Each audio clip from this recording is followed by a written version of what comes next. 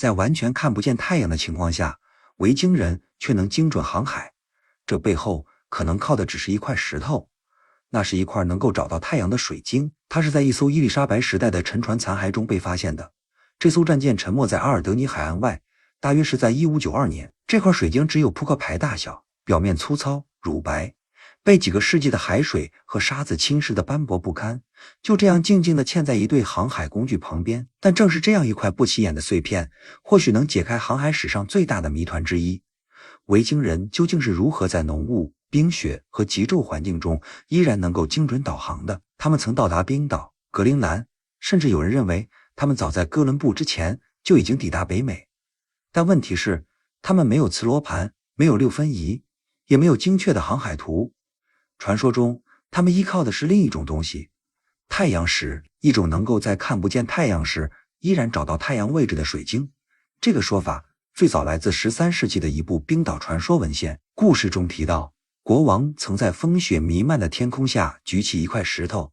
通过它找到了太阳的位置。长期以来，这被认为只是神话故事，直到2002年，那块阿尔德尼水晶被打捞出海，人们才重新审视这个传说。科学家确认，这块水晶是方解石，也叫宾州石。这种矿物可以分裂并偏振光线，当你把它对准天空并旋转时，可以通过让2道重叠的影像合为一体，从而判断太阳的位置。即使太阳被云层遮住也可以。科学家后来进行了实验，在匈牙利的研究中，他们模拟了数千次维京航行，从挪威到格陵兰，使用方解石、锦青石和电气石等太阳石。结果显示，只要每3小时校准一次方向，几乎所有模拟航线都能成功抵达格陵兰，即便是在浓雾环境下。但如果间隔时间延长，比如5小时一次，大多数船只都会在模拟中迷失方向。而那艘发现阿尔德尼水晶的船其实已经是维京时代之后的产物。这块水晶被发现时和其他导航工具一起，包括一只罗盘，但当时的罗盘容易受到船上铁质火炮的干扰，因此这块水晶很可能被当作备用导航工具使用。这也意味着维京人的航海知识可能并没有消失，而是以某种形式延续到了近代欧洲，被水手们悄悄传承下来。尽管如此，至今还没有在任何确凿的维京遗址中发现完整的太阳石。一部分原因是维京人的葬礼常常使用高温焚烧，这种过程足以摧毁脆弱的水晶。但物理原理不会说谎，在受控的实验中，宾州石即使在太阳已经落到地平线以下，也依然能够将太阳的位置误差控制在5度以内。也许这从来就不是神话，也许除了依靠鸟类的飞行轨迹和海浪的节奏之外，维京人还掌握了一种更加精确的方法，将阳光捕捉在一块水晶中，再由那些懂得解读天空的人来使用。而那块从沉船中打捞出的浑浊水晶，也许正是目前我们所拥有的最接近真相的证据。不仅告诉我们维京人看到了什么，更揭示了他们是如何看到的。那是在1314年班诺克本战役的前夜，苏格兰国王罗伯特一世的军队正面对英格兰国王爱德华二世的军队。这场战役是苏格兰独立战争中的关键一战。当清晨的阳光照在苏格兰高地上时，一面氏族旗帜被从湿润的泥土中拔起，而就在那一刻，从旗杆底部的泥土中掉出了一样东西，一颗闪闪发光的水晶球，大小不过苹果，它散发出一种不自然的光芒。唐纳凯氏族的人将它视为一个征兆，而他们没有看错，这场战役最终以英军的失败告终。这块水晶后来被称为标准石，逐渐被赋予了更多意义。有人把它当作预言的工具，有人认为它可以治愈疾病，还有人相信它能判断命运。在随后的几个世纪中，这颗水晶被带上战场，在战斗前被咨询，就像一种神谕。人们会把它浸入水中，用来治疗患病的牲畜。也有人带着敬畏去观察它的变化，因为当它的内部变得浑浊时，就意味着死亡即将来临。在一次氏族衰落之前，有人声称这块石头内部出现了一道类似闪电的裂痕，而那位无视这一征兆的首领很快被俘。后来这块水晶再次变得浑浊，紧接着在1749年，那位被称为诗人酋长的氏族领袖去世。传说甚至更进一步，有人说每一次背叛、叛乱和衰败之前，这块石头都会发生变化。而最早发现这块水晶的人唐纳凯雷文并不是一个虚构人物，他出身王族，与国王并肩作战，曾俘虏敌对部族的首领，统治着广阔的领地，从斯特拉森到远方的高地。但就在他准备觐见国王、接受封地的那天早晨，他被一名被收买的仆人用刀袭击，头部重伤。他强忍伤势，坚持完成了仪式，拿到了那些能合法确立家族地位的文件，但在返程途中去世。正是这些文件让唐纳凯氏族的权力延续了数个世纪。此后700年间，这块水晶在氏族首领之间代代相传，经历战场、流亡，甚至一度被带到法国。有时它被放在一只丝绸袋中，由伯爵夫人亲手缝制；有时则被镶嵌在精致饰框中，由首领亲自佩戴。虽然也有人认为，一旦这块石头离开主人，就会带来厄运，但它最终还是被借出，放入博物馆展出。怀疑者认为这不过是一块经过打磨的石英，但那些曾亲眼见过它在灾难来临前变得浑浊的人却不这么认为。如今这块水晶被陈列在唐纳凯博物馆中，如果你仔细观察，仍然可以看到它内部悬浮着一处瑕疵。那是曾经预示灾难的裂痕吗？是能够看见未来的证据，还是仅仅是一块普通的有缺陷的石英被人误解成了神物？也许答案并不重要，重要的是在过去700年里，当高地的命运悬于一线时，人们总会举起它，对着光看一眼。但真正诡异的还不是那块石头，这是一只时间旅行者的杯子。它看起来就像一个现代水杯，就像你在超市里随便就能买到的那种，用完随手洗一下，顺手就放在桌上。但问题是，这只杯子并不属于现代，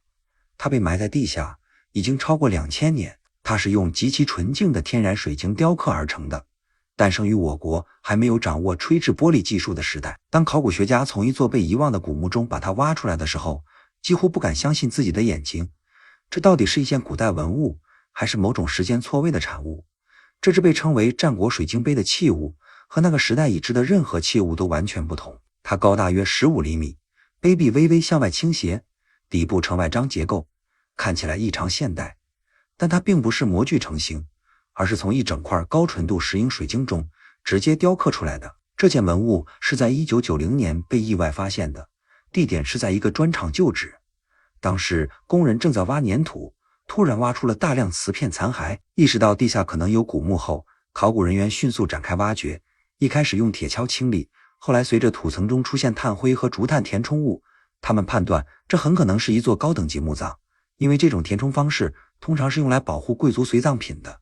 随后，北京的专家对这只水晶杯进行了鉴定，并确认它是真品。通过碳14检测和热释光测定，这座墓葬被确定为战国时期，大约在公元前4世纪到公元前3世纪之间。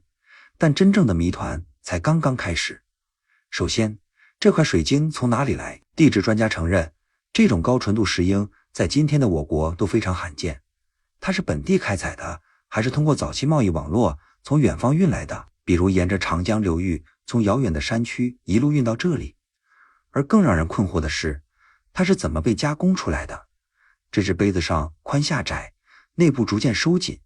这种结构使得内部抛光几乎无法完成。学者提出过多种可能，比如旋转研磨、管状钻孔，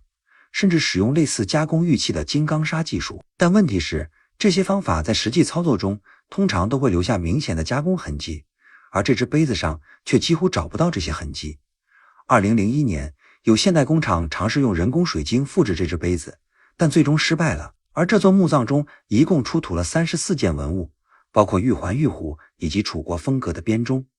考古学家推测，这位墓主可能是一位地位很高的楚国官员，被派往吴地任职。但奇怪的是，墓中没有棺木，也没有留下任何可以确认身份的铭文。在那个青铜器精美繁复的时代，这只水晶杯却异常简洁，甚至可以说非常克制。也许它只是一个实用器皿，比如用来盛米酒。它的杯壁比现代玻璃更厚，表面带着微微的琥珀色光泽，还有天然形成的细小内含物。如今，这只水晶杯被收藏在我国博物馆中，被认定为国家级文物，禁止出境展览。它就像是2300年前留下的一道技术残影，清澈如水，坚硬如真相，却又完全不属于它所处的那个时代。而接下来这一件东西会更诡异，那是一双会看你的眼睛。它们不像人类的眼睛，却是在大约4500年前被雕刻出来的，而且直到今天，你仍然会感觉他在盯着你。这双眼睛本身就是一个微型的谜团，来自古埃及的光学技术。在它的中心是一小块透明的天然水晶，被精细雕刻并中空处理，背面打磨成一个尖点，水晶内部涂上棕色颜料，用来模拟虹膜和瞳孔。在它的后方，工匠放入了一块白色矿石，上面刻画出细细的红色纹路，用来模仿真实眼球中的血丝。整个结构的前缘还用2条弯曲的铜片固定住，看起来就像古埃及的眼线，把所有部件牢牢夹在一起。而最诡异的是，这双角膜并不是完全对称的，而是略微偏离中心，看起来像一种不完美的完美。但其实这是一种极其巧妙的视觉设计。当你从侧面看过去，这双眼睛会随着你移动，当你走近，它甚至会突然活过来。对古埃及人来说，这不是装饰，而是一种复活。他们相信，通过这双眼睛，死者能够再次看见。这尊雕像被称为舒利像，它是在1850年由考古学家马里埃特在萨卡拉墓地的沙土中发现的，那里是古埃及孟菲斯的古老墓葬区。这位舒利盘腿而坐，背部笔直，膝上摊开着一卷纸草，仿佛正在等待一段永远不会到来的记录。他的右手微微抬起，原本应该握着一支芦苇笔，但那支笔已经遗失。他的身体看起来柔软而略显圆润，暗示着一种富足的生活，而不是劳作的痕迹，也不是王室那种理想化的完美身形。整尊雕像大约只有半米高，由石灰石雕刻而成，但却被涂上极其逼真的颜色，红褐色的皮肤，黑色的头发，还有一条洁白的短裙，仿佛刚刚洗净的亚麻布。没有人知道他的名字，原本刻着名字的底座在马里埃特发现之前就已经遗失了。但可以确定的是，这绝不是一个普通的抄写员。在古埃及第4王朝，书吏本身就代表着权力，他们是法老世界的活档案，负责记录案件，设计金字塔，甚至书写神的旨意。而这尊雕像所呈现的姿态，在当时是一种全新的形象，只属于王子和高级官员。但这尊雕像并不是为了取悦生者而存在的，它的真正目的是在死亡之后继续维持它的存在。古埃及人相信，这样的雕像真的可以听见、看见，甚至能够呼吸，前提是它的感官必须被完整的安装进去。所以那些镶嵌进去的眼睛并不只是装饰，而是通向永恒的工具。直到今天，在昏暗的博物馆展厅里，这尊书吏像依然在回望着我们，水晶捕捉着光线，瞳孔似乎在微微移动，那种古老的视觉错觉至今依然有效。当你离开的时候，总会有一种不安的感觉，仿佛他一直在看着你，从未移开过视线。而接下来这个发现比这双眼睛还要不可思议，那是一把水晶匕首，它被发现于西班牙一座山丘下的密室之中，周围是带有毒性的朱砂颜料、华丽的长袍以及散落的骨骸。考古学家在那里挖出了一个几乎无法解释的物件，一把完全由天然水晶雕刻而成的匕首，刀刃呈半透明状态，柄部比象牙还要洁白光滑。在铜器时代的欧洲，这样的东西几乎不可能出现。更奇怪的是，它并不是陪葬在一位战士身边，而是属于一位极其有权势、极其富有的女性。但即便是现代考古学家，一开始也下意识认为这种地位只可能属于男性。这把水晶匕首是在2007年开始的考古发掘中被发现的，地点是西班牙塞维利亚附近的蒙特利里奥遗址。它出土于一座编号为10049的结构中，紧邻一座巨石墓，年代可以追溯到大约4800年前。这把匕首长度超过20厘米，锋利的像剃刀一样，通体通透。而更关键的是，这种水晶在当地根本不存在，这意味着有人必须跨越极远的距离进行贸易或运输，才能获得这种材料。而获得材料只是第一步，真正困难的是加工。天然水晶极易碎裂，要把它打磨成一把匕首，不仅需要特殊工具，还需要极高的技术水平和经验。但这把匕首很明显并不是用来战斗的，因为和他一起被埋葬的并不是一名战士，他是另一种存在。就在不远处，一条石板通道的尽头隐藏着这个遗址最核心的秘密，那里埋葬着15名女性，她们身穿长袍，身上串着成千上万颗珠子，衣物上镶嵌着象牙饰品，还有类似橡果形状的吊坠。她们围成一个圆圈，面向一座用泥土塑造的女性大地神像，其中许多人身体中都检测出了致命剂量的汞，这很可能和他们身上使用的朱砂颜料有关，用于纹身或者仪式涂抹。这种中毒究竟是刻意的献祭，还是长期仪式的副作用，至今仍然没有答案。其中一名女性还有6根脚趾，在那个时代，这种罕见特征很可能被视为被选中的象征。他们的姿态显示，这很可能是一场有组织的集体死亡仪式。那么他们到底是谁？是祭司，还是更接近神谕者的存在？而在附近的另一座墓中，考古学家找到了他。多年来，人们一直称他为象牙人，因为他的墓中堆满了极其珍贵的陪葬品，包括非洲象牙、精工碎石刀、琥珀，还有鸵鸟蛋壳制品。在最初的葬礼之后，人们还曾重新打开墓室，再次封闭，并在上方放置更多贡品，其中就包括那把水晶匕首。直到2023年，一项亚优质态检测彻底改变了这个故事。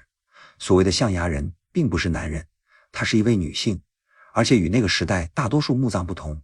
她的身份并不是继承而来，她很可能是凭借能力、魅力，甚至某种特殊地位获得权力。而那15名女性只埋葬在她去世后的几代人之间，并且就在她墓地附近。她们之间的关系是血缘、政治联盟，还是某种宗教传承，至今无人知晓。而那把水晶匕首，一把并非用于杀戮的武器，更像是一种象征，象征着权力、地位，甚至某种我们至今仍未理解的力量。